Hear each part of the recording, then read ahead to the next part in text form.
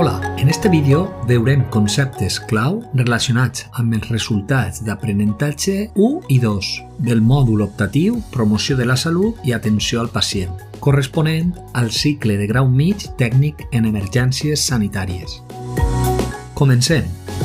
En el primer bloc haurem de conèixer els conceptes de salut i malaltia i la relació dinàmica entre els conceptes, la definició, segons l'Organització Mundial de la Salut, OMS, aquest estat de complet benestar físic, mental i social i la capacitat de funcionament i no només l'absència de malaltia. També haureu de saber bé els models de necessitats, Maslow, la variació de Kalish i el model de Virginia Henderson de les 14 necessitats que afegeix, per exemple, la necessitat de professar la fe.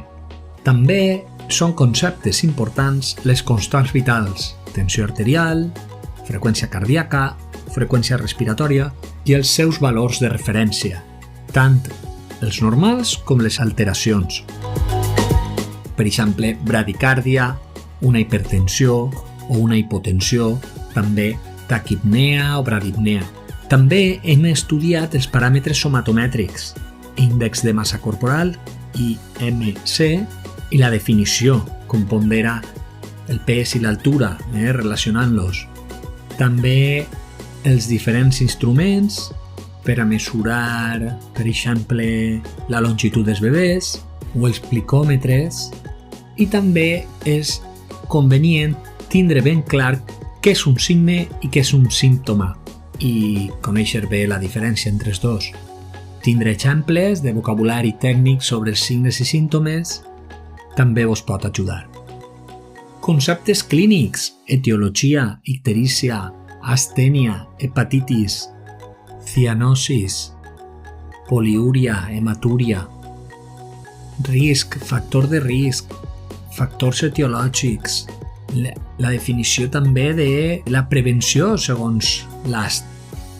En el bloc 2, Educació per a la Salut, corresponent al segon resultat d'aprenentatge, important conèixer la definició d'educació de la salut, promoció o protecció de la salut. D'acord? Les finalitats bàsiques de l'educació per a la salut. Adquirir hàbits saludables o eliminar aquells no tan saludables, o transformar els hàbits negatius en positius per a la nostra salut.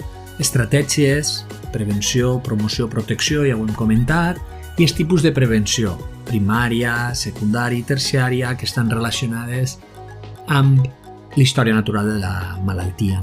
Mètodes d'educació sanitària, si és unidireccional o interactiu, quines diferències hi ha, els àmbits d'actuació, si són persones sanes o malaltes, o els grups d'edat als que van dirigits.